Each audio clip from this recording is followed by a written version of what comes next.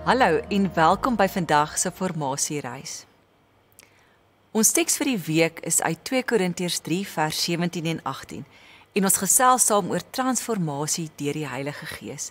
Mag jy vandag wanneer ons die teks lees en saamgesels, diep bewus wees van die Heilige Gees wat in jou werk. Kom ons lees saam. Die Here beteken hier die Gees. En waar die Gees van die Here is daar vryheid.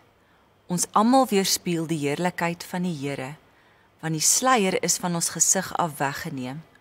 Ons word al hoe meer verander om aan die beeld van Christus gelyk te word.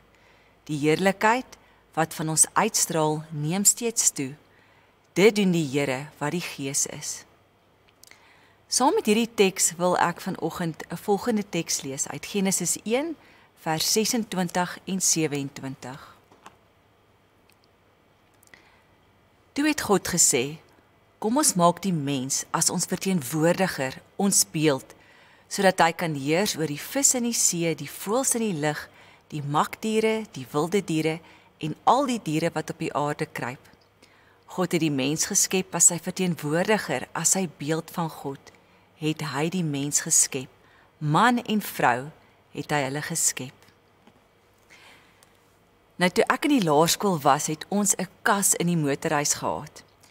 En hierdie kas was 'n kas wat daar in die hoek gestaan het en daar was 'n klomp verskillende toerusting wat sommer so bo op hierdie kas gestaan het.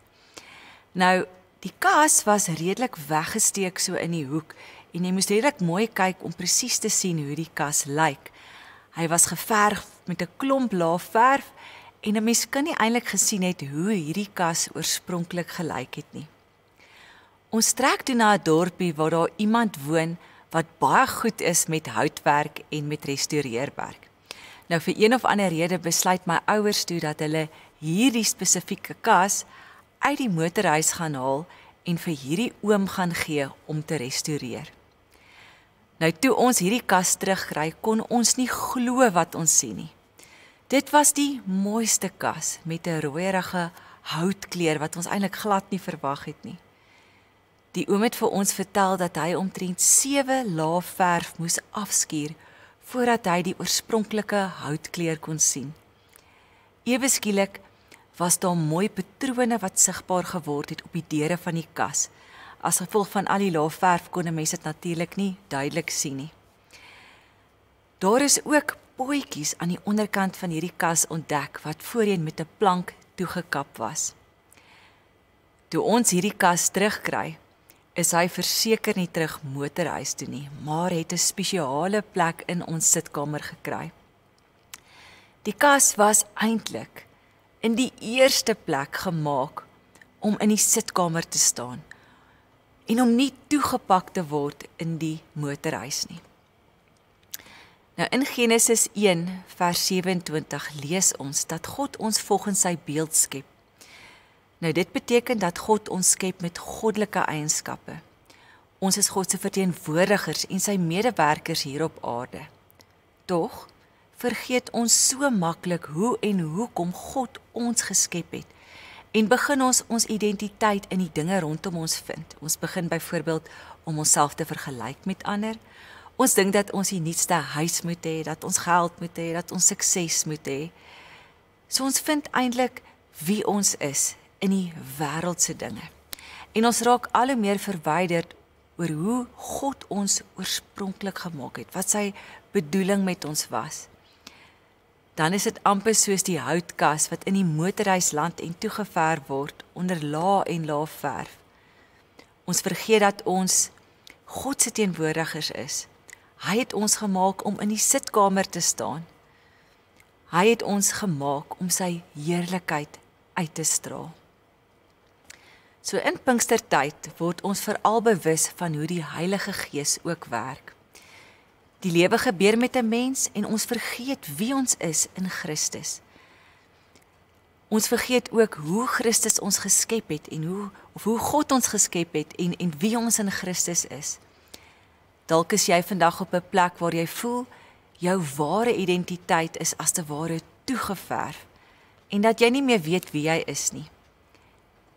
Jy weet God is lief vir jou, en jy weet hy het jou geskep, maar jy kyk vir jouself en sien nie meer God se werking in jou lewe nie. In vers 18 sien ons dat ons al hoe meer verander word om aan die beeld van Christus gelyk te word. Hierdie veranderinge kom nie uit onsself nie, maar dit is die Heilige Gees wat ons help en ons lei. Om te verander en om oop te wees vir die werking van die Gees is nie altyd 'n maklike proses nie. Net soos wat die oom met baie liefde en sorg die en la verf van die kas af moes skuur, so kom skuur die Heilige Gees ook die dinge in ons lewens af wat nie daar hoort nie. Nou hierdie proses kan natuurlik soms ook pynvol wees, want dit is nie maklik om van sekere dinge ontslae te raak as jy vir baie lank jou identiteit daarin gevind het nie. Die wêreld laat ons ook soms voel dat ons nie goed genoeg is nie en dat God ons nie kan gebruik nie. Tog, wanneer ons die Here toelaat om deur sy Gees die dinge af te skuur wat ons verhinder om meer en meer soos Jesus te lyk, begin ons Jesus se liefde en heerlikheid uitstraal. So vandag wil ek jou uitdaag om stil te raak en oor jou lewe te dink. Wat is die dinge waarin jy jou identiteit vind? Wat is die laag verf wat oor die jare bygekom het, wat jou lewe beïnvloed en bepaal? Die Here het jou geskep vir soveel meer. Die Here het jou geskep om hom te verteenwoordig hier op aarde. Watter dinge moet afgeskuur word, sodat God se heerlikheid deur jou kan skyn? Kom ons bid saam.